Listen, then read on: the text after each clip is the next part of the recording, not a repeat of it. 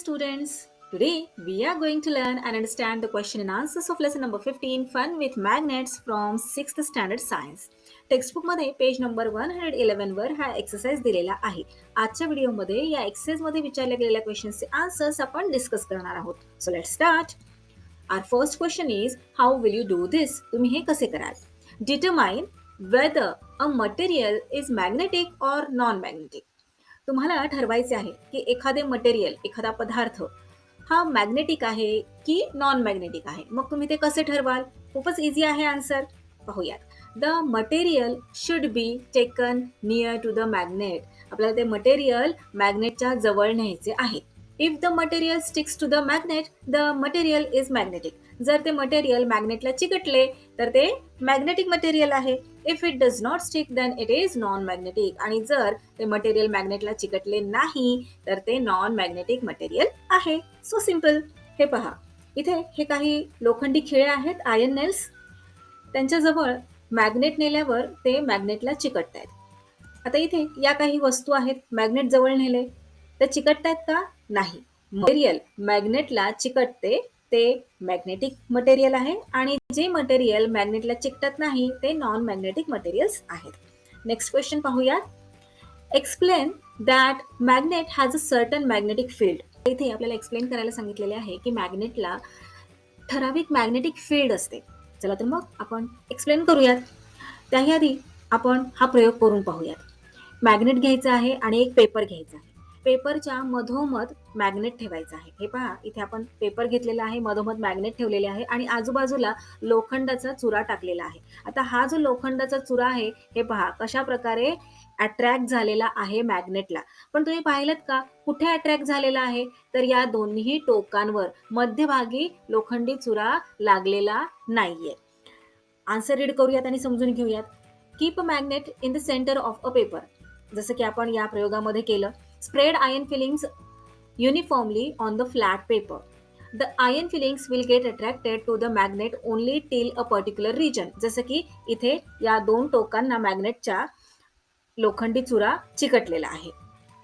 Beyond this region the iron filings will not get attracted. आता या रिजनमध्ये, या भागामध्ये आयर्न फिलिंग्स अट्रॅक्ट झालेले आहेत का? तर नाही. या दोन्ही टोकांना अट्रॅक्ट झालेले आहेत. The region where iron filings are attracted is the magnetic field. आता इथे या दोन टोकांना जिथे मॅग्नेटिक फिलिंग अट्रॅक्ट झालेले आहेत ते मॅग्नेटिक फील्ड आहे, म्हणजेच चुंबकीय क्षेत्र आहे. Whereas the region from where the iron fillings are not attracted will be the region with no magnetic field. मग इथे या भागामध्ये जिथे लोखंडी चुरा अट्रॅक्ट झालेला नाहीये ती मॅग्नेटिक फील्ड नाहीये. This experiment can give some idea about the extent of magnetic field of a magnet. मग यावरून आपल्याला काय लक्षात येते? The magnetic force is concentrated at the two ends or poles of a magnet. Magnetic force मॅग्नेटच्या दोन्ही टोकांकडे म्हणजेच दोन्ही पोल्स, नॉर्थ पोल आणि साऊथ पोल इकडे एकवटलेले असते. नेक्स्ट क्वेश्चन पाहूयात. Question number 3. Find the north pole of a magnet. आता मॅग्नेटचा नॉर्थ पोल कसा बरं शोधायचा? चला आन्सर पाहूयात आपण. तुम्ही हे एक्सपेरिमेंट तुमच्या क्लासमध्ये केलंच असेल, पण तरी सुद्धा आपण पुन्हा एकदा समजून घेऊयात. त्यासाठी काय केलेलं आहे, इथे आपण हा एक स्टँड घेतलेला आहे आणि एक मॅग्नेट घेतलेलं आहे. हे मॅग्नेट या स्टँडला आपल्याला टांगायचे आहे आणि डिरेक्शन्स निश्चित करायचे आहेत की नॉर्थ डिरेक्शन कोणती आहे, साऊथ डिरेक्शन कोणती आहे. चला आधी आपण काय करूयात, हे मॅग्नेट या स्टँडला टांगूयात. हे पहा, अशा प्रकारे टांगल्यानंतर डिरेक्शन्स आपण निश्चित केल्या. हे नॉर्थ आहे आणि हे साऊथ आहे. हलवल्यानंतर हे जे मॅग्नेट आहे हे पाहिलात नॉर्थ साऊथलाच स्थिर होत आहे. पुन्हा हलवले, पुन्हा नॉर्थ साऊथलाच स्थिर झालेले आहे. तर अशा प्रकारे आपण मॅग्नेटची नॉर्थ डिरेक्शन कोणती आहे ते फाइंड आउट करू शकतो. जर तुम्हाला तुमच्या परिसरातील नॉर्थ डिरेक्शन कोणती आहे ते माहीत नसेल तर अशा वेळी तुम्ही काय करू शकता, मरीन्स कंपासचा यूज करू शकता. मरीन्स कंपास म्हणजे काय, तर होका यंत्र. होका यंत्राच्या सहाय्याने तुम्ही मॅग्नेटचा नॉर्थ पोल फाइंड आउट करू शकता. होका यंत्राच्या नॉर्थ पोल जवळ तुम्ही मॅग्नेटचा नॉर्थ पोल नेला तर काय होईल, तुम्हाला रिपल्शन शो करेल. तो रिपल्शन म्हणजे प्रतिकार करणे. ते दोन्ही पोल आपण एकमेकांच्या जवळ नेले असता ते एकमेकांना अट्रॅक्ट करणार नाही, तर ते एकमेकांना दूर ढकलतील. जो पोल रिपल्शन शो करतो तो नॉर्थ पोल समजायचा. चला आन्सर रीड करूया. Suspend a magnet freely in the air with help of a thread, जसं की इथे आपण केलं. The north pole of the magnet will point to the north direction while the south pole of the magnet will point to the south direction. If the direction are not known then we can use mariners compass, जसं की मी आता तुम्हाला सांगितलं. Take a magnet near the marines compass. The pole which shows repulsion, if taken near the north pole of a marine's compass, will be the north pole of this magnet. Question number 2. Which magnet will you use? Iron is to be separated from trash. कचऱ्यामधून लोखंडी पदार्थ वेगळा करायचा आहे. मग काय कराल? Electromagnet use कराल. नेक्स्ट आहे you are lost in a forest. तुम्ही जंगलामध्ये हरवलात. मग कोणतं मॅग्नेट यूज कराल तुम्ही? मरीन्स कंपास यूज कराल, right. A window shutter opens and shuts continuously in the wind. खिडकीची झडप वाऱ्यामुळे सतत उघड बंद होते. मग अशा वेळी कोणतं मॅग्नेट यूज करणार? तर परमनंट मॅग्नेट. नेक्स्ट क्वेश्चन पाहूयात. Choose an appropriate word and fill in the blanks.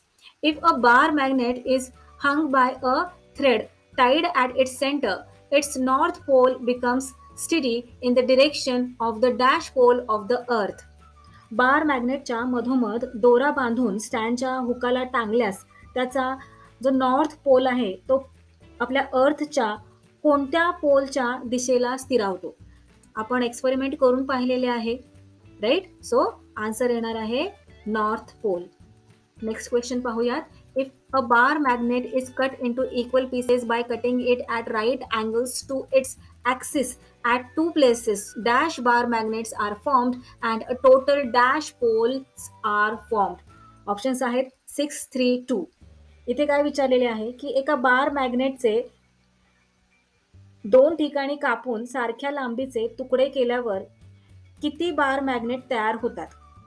Of dash poles are formed आणि टोटल किती पोल्स तयार होतील? आता हे पहा, हे एक बार मॅग्नेट आहे. याला दोन ठिकाणी कापून आपण सारख्या लांबीचे असे हे तुकडे तयार केलेले आहेत. मग किती पीसेस तयार झालेले आहेत? तर 3 पीसेस तयार झालेले आहेत. आणि किती पोल्स तयार झालेले आहेत? टेक्स्टबुकमध्ये आपल्याला एक्सपेरिमेंट करून दाखवलेले आहे. हे एक बार मॅग्नेट आहे आणि 2 पोल्स आहेत. एका बार मॅग्नेटला 2 पोल्स आहेत आणि दोन्ही पोल्सला हे आयर्न फिलिंग्स चिकटलेले आहेत. या बार मॅग्नेटला मधोमध कापल्यानंतर किती बार मॅग्नेट तयार झालेले आहेत? तर 2 बार मॅग्नेट तयार झालेले आहेत. आणि किती पोल्स तयार झालेले आहेत? तर इथे 4 पोल्स तयार झालेले आहेत. हे पहा, हा साऊथ पोल, हा नॉर्थ पोल. कट केल्यामुळे आता इथे या बार मॅग्नेटला कट केल्यामुळे 2 पीसेस तयार झालेले आहेत. या पीसचा हा साऊथ पोल, हा नॉर्थ पोल. या पीसचा हा साऊथ पोल तयार झाला आणि हा नॉर्थ पोल तयार झालेला आहे. आता याचे आणखी तुकडे केले तर आणखी पोल्स तयार होतील. हे पहा, इथे हा पूर्ण हा बार मॅग्नेट आहे आणि याचे 2 तुकडे केले. 2 तुकडे केल्यामुळे 2 बार मॅग्नेट तयार झाले. आणि किती पोल्स तयार झालेले आहेत? तर 4 पोल्स तयार झालेले आहेत. South pole, north pole, south pole, north pole, right. आणि आता याचे पुन्हा तुकडे केले, मग पुन्हा त्याचे वेगवेगळे पोल्स तयार झालेले आहेत. सो इथे काय आन्सर येणार आहे? तर 3 बार मॅग्नेट्स तयार होतील आणि किती पोल्स तयार होतील? आता इथे साऊथ पोल, नॉर्थ पोल. या बार मॅग्नेटचा हा साऊथ पोल, हा नॉर्थ पोल. या बार मॅग्नेटचा हा साऊथ पोल, हा नॉर्थ पोल. सो किती पोल्स तयार झाले? 6 पोल्स. सो आन्सर राईट करूयात. 3 बार मॅग्नेट्स तयार होतील आणि टोटल 6 पोल्स तयार होतील. नेक्स्ट क्वेश्चन पाहूयात. There is repulsion. अगर आप कोई और भाषा नहीं बोलते हैं तो आपको डुओलिंगो को आजमाना चाहिए। क्या आपको पता है कि दुनिया में आधे There is repulsion between the dash poles of a magnet and attraction between its dash poles.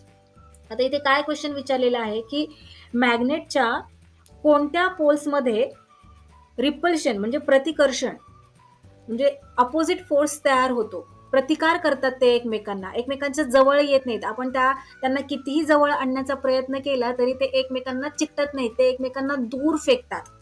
त्याला म्हणतात रिपल्शन. आणि अट्रॅक्शन म्हणजे ते एकमेकांना अट्रॅक्ट करतात. आपण जवळ नेलं की ते लगेच एकमेकांना चिकटतात. There is repulsion between the dash poles. कोणत्या पोल्समध्ये रिपल्शन असतं? साऊथ साऊथ, राईट, आणि नॉर्थ नॉर्थ. आपण साऊथ पोल जवळ साऊथ पोल नेला दुसऱ्या मॅग्नेटचा तर ते एकमेकांना प्रतिकार करतील, एकमेकांच्या लांब लांब सरकतील. सो इथे येणार, हे पहा, हे टेक्स्टबुकमध्ये एक्झाम्पल दिलेले आहे. इथे हा नॉर्थ पोल आहे, हा नॉर्थ पोल आहे, एकमेकांना लांब ढकलतायत ना ते, म्हणजेच रिपल्शन शो करतायत. आता इथे हा साऊथ पोल, हा साऊथ पोल, इथे हे दोन सेम पोल आहेत, हे एकमेकांना दूर ढकलतायत. आता इथे पहा, हे अपोजिट पोल्स आहेत, नॉर्थ पोल साऊथ पोल, एकमेकांना अट्रॅक्ट झाले, त्यामुळे एकमेकांना चिकटलेले आहेत. सो इथे आन्सर येणार, there is repulsion between the yes like poles of a magnet and attraction between its opposite poles. Next question. When magnetic material is taken close to a magnet, a material acquires dash permanent magnetism or induced magnetism. Permanent म्हणजे कायमस्वरूपी आणि induced म्हणजे तात्पुरते, काही वेळापुरते. आता आपण टेक्स्टबुकमध्ये जे example दिलेले आहे त्यानुसार समजून घेऊयात. इथे हा स्टँड आहे, स्टँडला वरच्या बाजूला इथे हे मॅग्नेट लावलेले आहे आणि खाली मॅग्नेटला काय चिकटलेले आहे तर आयर्न रॉड आहे. आणि मॅग्नेटला आयर्न रॉड चिकटल्यामुळे इथे काय झालेले आहे, जे आयर्न फिलिंग्स आहेत म्हणजेच लोखंडी चुरा, तो या आयर्न रॉडला चिकटलेला आहे. लक्षात घ्या, इथे हे मॅग्नेट आहे, मॅग्नेटला आयर्न रॉड चिकटलेला आहे, मॅग्नेटला आयर्न रॉड चिकटलेला आहे म्हणून त्या आयर्न रॉडमध्ये मॅग्नेटिझम तयार झालेले आहे. आणि मॅग्नेटिझम तयार झाल्यामुळे हा जो लोखंडी चुरा आहे तो या आयर्न रॉडला चिकटलेला आहे. जसा आपण मॅग्नेट इथून या आयर्न रॉडपासून वेगळा केला तसं काय झालं बघा बरं, जो लोखंडी चुरा होता, आयर्न फिलिंग्स होते, ते खाली गळून पडलेल्या आहेत. म्हणजेच या आयर्न रॉडमध्ये तात्पुरत्या स्वरूपाचं मॅग्नेटिझम तयार झालेलं होतं. ते कशामुळे? कारण या आयर्न रॉडवर हा मॅग्नेट चिकटलेला होता म्हणून. So when magnetic material is taken close to a magnet, the material acquires induced magnetism. जेव्हा मॅग्नेटिक मटेरियल मॅग्नेटच्या जवळ नेतो तेव्हा काय होते, त्या मटेरियलला तात्पुरत्या स्वरूपाचं मॅग्नेटिझम प्राप्त होतं. So induced magnetism. Next question पाहूयात. If a magnet attracts a piece of metal, that piece must be made of dash. एक मेटलचा तुकडा आहे, धातूचा तुकडा आहे, जो मॅग्नेटला अट्रॅक्ट होतो. मग तो जो धातूचा तुकडा आहे, मेटलचा पीस आहे, तो काय असणार आहे? तो असणार आहे magnetic metal or iron. Next question पाहूयात. A magnet remains steady in a dash direction. Magnet नेहमी स्थिर राहतो. कोणत्या डिरेक्शनला? तर नॉर्थ साऊथ डिरेक्शनला. नेक्स्ट क्वेश्चन पाहूयात. Question number 6. Write the answer in your words. How is an electromagnet made? Electromagnet कसं तयार केलं जातं? आता इथे हे मी एक पिक्चर घेतलेलं आहे, या पिक्चर थ्रू आपण आन्सर समजून घेऊयात. When an article of iron is wound by a copper wire and the electric current is sent through the wire, the magnetism is produced in this iron article. आता iron article म्हणजे काय तर लोखंडी वस्तू. आता इथे आयर्न नेल घेतलेला आहे, खिळा घेतलेला आहे, लोखंडी खिळा, आणि या लोखंडी खिळ्याला कॉपर वायर, तांब्याची वायर गुंडाळली, या लोखंडी खिळ्याला कॉपर वायर, तांब्याची वायर गुंडाळलेली आहे, जसं की इथे आपल्याला या पिक्चरमध्ये दिसते. आणि या कॉपर वायरमध्ये इलेक्ट्रिक करंट सोडलेला आहे. आता इथे तुम्ही पाहता ही एक बॅटरी लावलेली आहे आणि या बॅटरी थ्रू इलेक्ट्रिक करंट या कॉपर वायरमध्ये सोडलेला आहे. त्यामुळे काय झालेलं आहे, त्यामुळे या खिळ्याला, लोखंडी खिळ्याला चुंबकत्व प्राप्त झालेलं आहे, म्हणजेच मॅग्नेटिझम प्राप्त झालेलं आहे. पाहता इथे ही जी टाचणी आहे ती या खिळ्याला अट्रॅक्ट झालेली आहे, चिकटलेली आहे. पुढे रीड करूयात.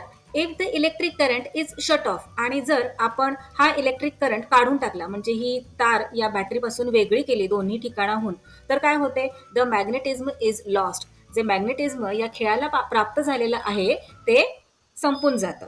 दिस is how temporarily magnetism can be produced by creating इलेक्ट्रोमॅग्नेटिझम.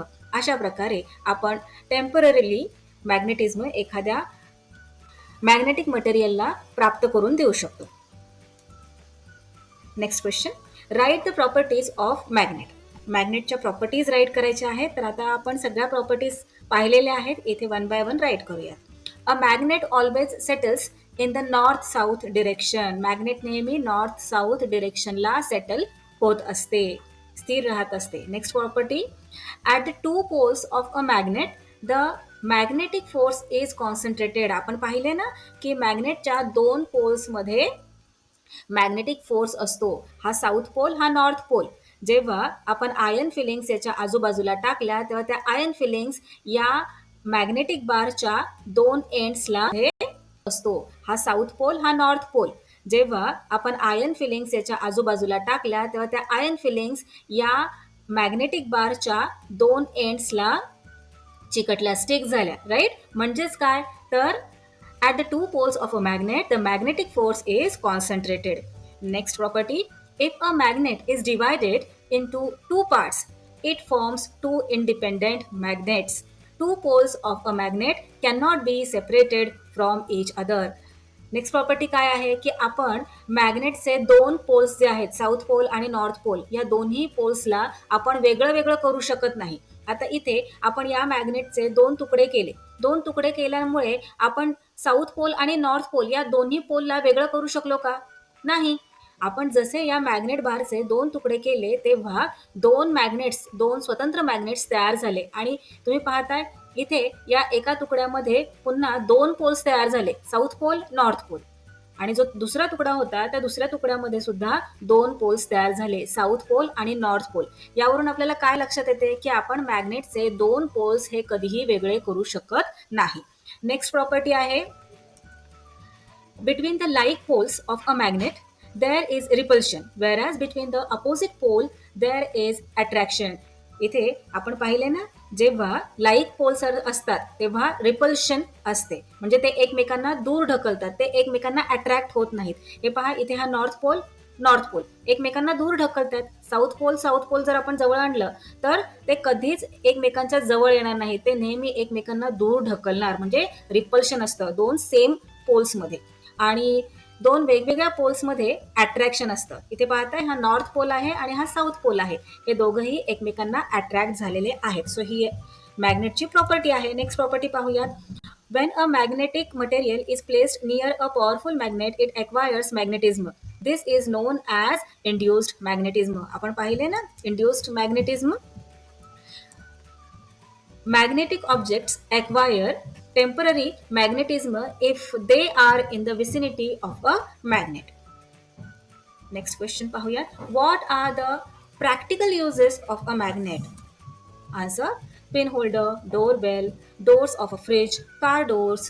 Magnet attached to a fridge for decorations are some of the articles in which magnets are used. The crane uses magnets which are very powerful. They are usually electromagnets. The modern medical technique such as MRI also uses magnetism. ATM cards, credit cards and debit cards also have a magnetic strip attached to them. Hard disk of computer, audio and video CD, etc. also use magnetic materials. So that's all for today. We will meet again in our next video. Till then, keep learning, keep enjoying. Bye bye.